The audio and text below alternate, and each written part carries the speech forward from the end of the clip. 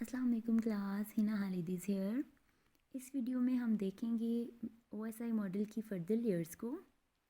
जैसे कि इसे प्रीवियस वीडियो में हम 2 लेयर्स को डिस्कस कर चुके हैं। उनमें से फर्स्ट थी एप्लीकेशन लेयर और सेकंड थी प्रेजेंटेशन लेयर। अब हम बात करते हैं सेशन लेयर की।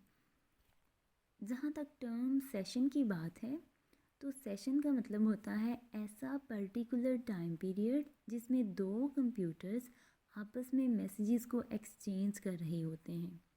2 कंप्यूटर्स आपस में मैसेजेस को एक्सचेंज कर रहे होते हैं, उस टाइम पीरियड को हम कहते हैं ये सेशन है।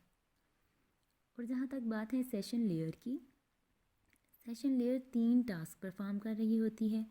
वो 3 टास्क कौन कौन से हैं? इस्टेब्लिश करती है ये कनेक्शन को, मैनेज करती है और टर्मिनेट कर देती है। Session layer is responsible for 3 task. It establishes, manages and terminates user connection. A session layer is the exchange of messages between computers. और इस टाइम पीरियड को क्या कहते हैं? सेशन। और इस सेशन को मैनेज कौन सी लेयर कर रही होती है? Session layer. Session layer also synchronize data transfer with check points.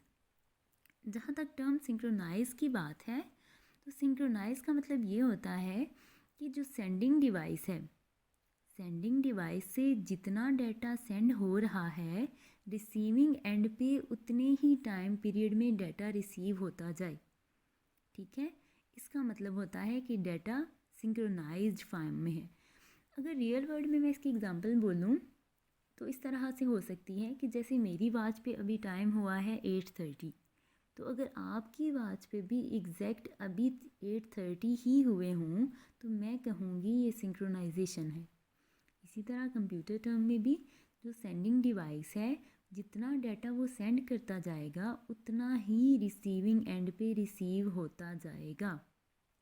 ऐसा नहीं होगा कि रिसीविंग एंड पे कोई इंटरनेट का इशू आ गया या कोई भी इशू आ गया तो वहाँ से जो हमारा डाटा रिसीव हो रहा था वो स्टॉप हो गया है। ठीक है, तो ऐसा नहीं होना चाहिए।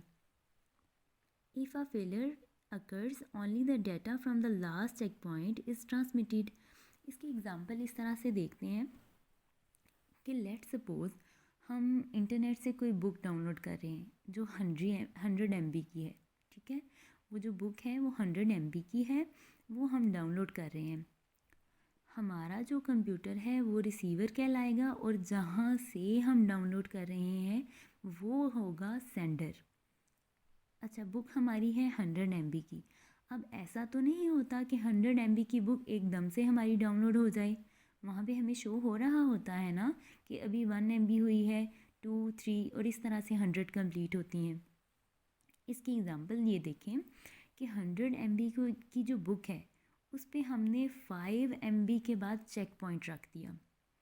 वो चेक पॉइंट किस लिए है? चेक पॉइंट को हम सिंक्रोनाइजेशन पॉइंट भी कहते हैं। ठीक है, अच्छा, जो चेक पॉइंट हमने रखा वो हमने इसलिए रखा कि अगर कहीं पे एरर अकर हो जाता है, लेट सपोज रिसीवर एंड पे इंटरनेट का इशू आ गया है, तो क्या होगा वहाँ पे कनेक्शन जो है वो ख़त्म हो जाएगा, दोबारा फिर बाद में हमें रिज्यूम करना पड़ेगा। तो चेक पॉइंट हम इसलिए रखते हैं कि पता लग जाए कि एरर कहाँ तक आया है, रिज्यूम कहाँ से करना है। Let suppose for example 100 MB file is being transferred and session layer sets the checkpoint every 5 MB. Suppose a disconnection occurs after transfer of 63 MB के मतलब 63 MB डाउनलोड हो चुकी है लेकिन उसके बाद इंटरनेट को कोई इशू आ गया। ठीक है, फॉर एग्जांपल इंटरनेट को कोई इशू आ गया तो उसके बाद क्या होगा? The session layer will resume from the last check point at 60 MB। कि 60 MB तक तो हो गया, उसके बाद 63 पे जब पहुंचा है तो कोई एरर अकर हो गया है, तो हम क्या करेंगे? दोबारा 60 MB से हम रिज्यूम करना स्टार्ट करेंगे। 1 से नहीं करना, 60 से करना है क्योंकि 60 तक हमारे पास डाटा आ चुका था। It means that only the last 40 MB of data need to be transferred. ये होती है फंक्शनैलिटी सेशन लेयर की। क्या करता है ये सेशन लेयर? 3 टास्क परफॉर्म करता है। इस्टेब्लिश करता है कनेक्शन को, मैनेज करता है और क्या करता है, टर्मिनेट कर देता है। उसके बाद नेक्स्ट लेयर है ट्रांसपोर्ट लेयर। अब ट्रांसपोर्ट लेयर को देख लेते हैं। ट्रांसपोर्ट लेयर में 3 टास्क हो रहे हैं, segmentation, flow control, error control. Transport layer में हो क्या रहा है, जो हमारे पास डाटा आ चुका था सेशन लेयर का, जो सेशन लेयर से हमने डाटा रिसीव कर लिया था, उसको क्या करेंगे, हम सेगमेंट्स में कर देंगे। सेशन लेयर के बाद जो हमारे पास डाटा आ चुका है उसको स्मॉलर यूनिट्स में चेंज कर देंगे, जिनको सेगमेंट्स कहते हैं। ट्रांसपोर्ट लेयर का आपने हमेशा याद रखना है कि इसमें सेगमेंटेशन होती है, डाटा को हम सेगमेंट्स में कर देते हैं। डिटेल्स में देखते हैं। Transport layer is responsible for end to end communication between 2 devices. अच्छा, ये एंड टू एंड क्या है? End to end communication is the problem of sending a sequence of messages from one processor to another processor। इसकी real world में अच्छा example क्या है, आपने जब भी व्हाट्सएप पे किसी को कॉल करनी होती है, जब आप कॉल करते हैं ना, तो टॉप पे लिखा हुआ होता है end to and encrypted.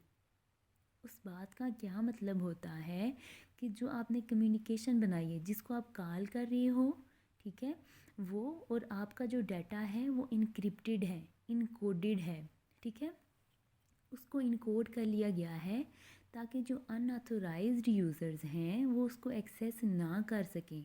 And to end communication का यही मतलब होता है कि जो हमारा डाटा है उसमें कोई भी थर्ड पार्टी मौजूद नहीं है, वो सिर्फ हमारे और उस पर्सन के दरमियान है जिसके साथ हम कम्युनिकेशन करना चाह रहे हैं। अच्छा, एंड टू एंड कम्युनिकेशन कौन कर रहा होता है? Transport layer. ट्रांसपोर्ट लेयर में आपने हमेशा ये बात याद रखनी है कि इसमें सेगमेंट्स बनते हैं और ये एंड टू एंड कम्युनिकेशन जो होती है वो उसकी रिस्पॉन्सिबिलिटी किसकी होती है? ट्रांसपोर्ट लेयर की होती है। It takes data from session layer and divides it into chunks called segments, ठीक है। जब ट्रांसपोर्ट लेयर में सेगमेंट्स बन जाते हैं तो उसके बाद क्या प्रोसेस होता है? उन सेगमेंट्स को रिसीविंग एंड पे रीअसेंबल किया जाता है, चेक किया जाता है कि कहीं पे कोई एरर तो अगर नहीं हुआ, और फिर एक्नॉलेजमेंट होती है। एक्नॉलेजमेंट को आप समझ लें रिप्लाई। अगर रिसीविंग डिवाइस को डाटा बिल्कुल सही से रिसीव हो गया हो तो एक्नॉलेजमेंट आएगी 1, मतलब ओके। और अगर कोई ना कोई एरर आ गया हो, डाटा सही तरह से डिलीवर ना हुआ हो, तो रिसीविंग डिवाइस जो है वो एक्नॉलेजमेंट करेगी, रिप्लाई करेगी 0 कि मुझे डाटा सही तरह से रिसीव नहीं हुआ। तो जब एक्नॉलेजमेंट 0 आ जाएगी तो डाटा जो है वो रीट्रांसमिट हो जाएगा। ट्रांसपोर्ट लेयर को देख लेते हैं। The transport layer on receiving device receives the segments. The segments are reassembled, checked for errors and acknowledgement at receiving device। क्या होता है कि जो हमारे पास सेगमेंट्स होते हैं, जो डाटा के हमने सेगमेंट्स बनाए हुए हैं, small PCs of data. Segments किनको कहते हैं? Small PCs of data. उनको क्या किया जाता है? रिसीविंग एंड पे रीअसेंबल किया जाता है, चेक किया जाता है कि कहीं कोई एरर तो अगर नहीं हुआ, और एक्नॉलेजमेंट फिर दी जाती है। एक्नॉलेजमेंट रिसीविंग डिवाइस देगी, ठीक है। The data is transmitted again if there are errors in the transmission. तो ये चीज़ें होती हैं ट्रांसपोर्ट लेयर में। ट्रांसपोर्ट लेयर किस किस चीज़ की रिस्पॉन्सिबल होती है? एंड टू एंड कम्युनिकेशन की।